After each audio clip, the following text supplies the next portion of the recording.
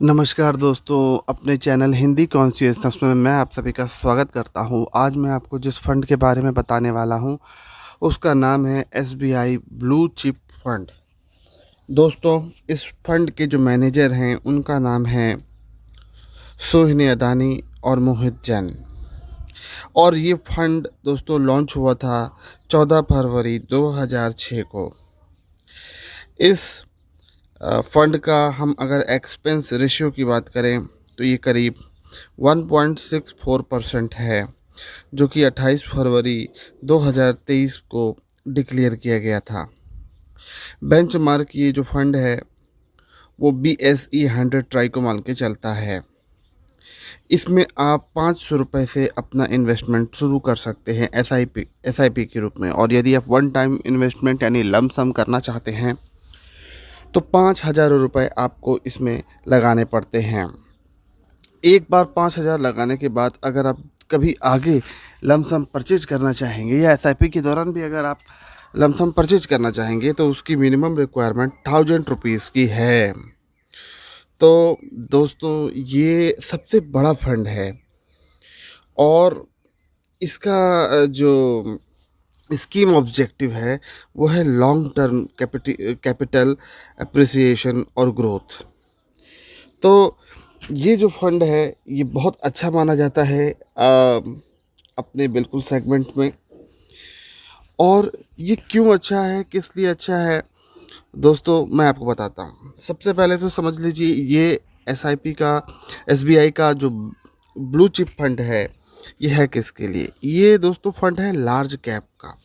तो large cap जो fund होते हैं ना दोस्तों, वो अपना ज़्यादा से ज़्यादा जो इन्वेस्टमेंट हैं वो शेयर मार्केट में लगाते हैं। वो भी ऐसी कंपनियों में लगाते हैं जो लार्ज कैप स्टॉक्स होती हैं। लार्ज कैप स्टॉक का मतलब बड़ी बड़ी कंपनियां जो वेल इस्टेब्लिश्ड हैं, जिनमें घाटे के कोई ज़्यादा चांसेस नहीं है, मंदी की कोई चांसेस नहीं है, सालों साल चल रही हैं, 20 साल से 30 साल से 50 साल से। ऐसी कंपनियों में इन्वेस्टमेंट किए जाते हैं। इस तरह के स्टॉक्स को हम लार्ज कैप फंड कहते हैं। और बहुत ही थोड़ा सा पैसा डेफ्ट मार्केट में और थोड़ा सा गवर्नमेंट सिक्योरिटीज़ और बॉन्ड्स वगैरह में इनका लगा होता है। तो इसी तरह का ये फंड है, एसबीआई का ये ब्लू चिप फंड है। अब ये फंड किसके लिए है, कौन इसके लिए सुटेबल है? ऐसा कोई भी व्यक्ति दोस्तों जो चाहता है कि कम से कम अपने पैसे को 3-4 साल वो रखना चाहता है, यानी उसके पास धैर्य है, कम से कम 4 साल 5 साल वो रखना चाहता है अपने पैसे को, या 10 साल 20 साल या जैसा भी हो। वो चाहता है कि जैसे एक गुल्लक होता है, उस गुल्लक में आदमी पैसा डालता है फिर भूल जाता है, उसी तरीके से कुछ वो करना चाहता है। जैसे एक आदमी ज़मीन लेता है फिर 10 साल भूल जाता है, इसी तरीके से तो दोस्तों ये फंड होते हैं कि आपने एक बार लिया या रेगुलर एसआईपी जमा लिया, उसके बाद आप भूल गए। लेकिन जब आप 10 साल बाद देखेंगे पलट कर, तो आपको वो रिजल्ट मिलेंगे दोस्तों जो आपने कभी सोचे भी नहीं होंगे। अगर कोई व्यक्ति थोड़े समय के लिए भी अगर अपना पैसा बचाता है, मान लीजिए कि 5 साल के लिए भी अगर वो कोई व्यक्ति अपना पैसा बचाता है, तो भी उसको अच्छा खासा अप्रिसिएशन मिलता है दोस्तों।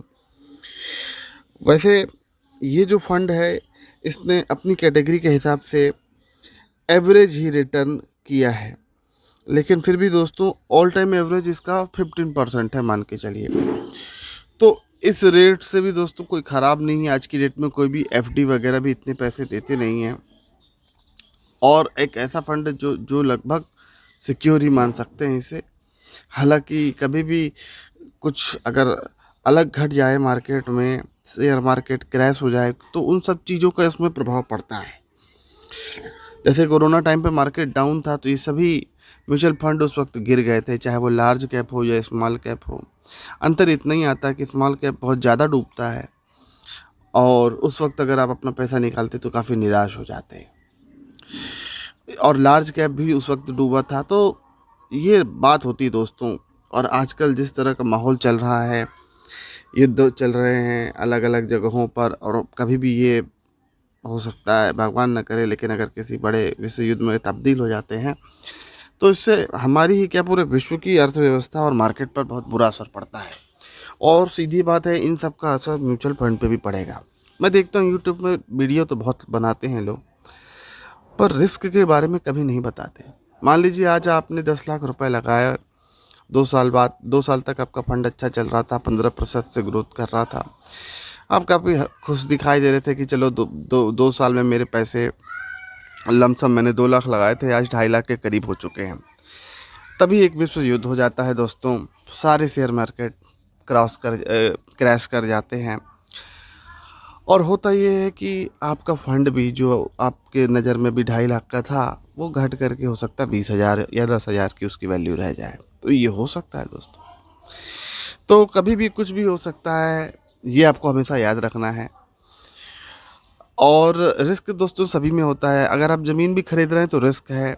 कई कई बार देखा जाता है लोग ज़मीन भी खरीद लेते हैं और कभी उस ज़मीन का फ़ायदा नहीं उठा पाते, क्योंकि उस पे विवाद हो जाता है या कोई और व्यक्ति कब्जा कर लेता है। इस तरह से बहुत सारी चीज़ें दोस्तों, हर जगह कुछ ना कुछ तो रिस्क तो होता ही है।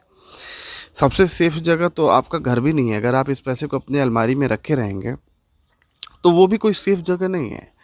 हो सकता है आपके घर में चोरी हो जाए, या ये भी हो सकता है कि जो इन्फ्लेशन बढ़ रहा है, यानी जो महंगाई दर बढ़ रही है, एक दिन वो पैसा काम का ही नहीं रहेगा।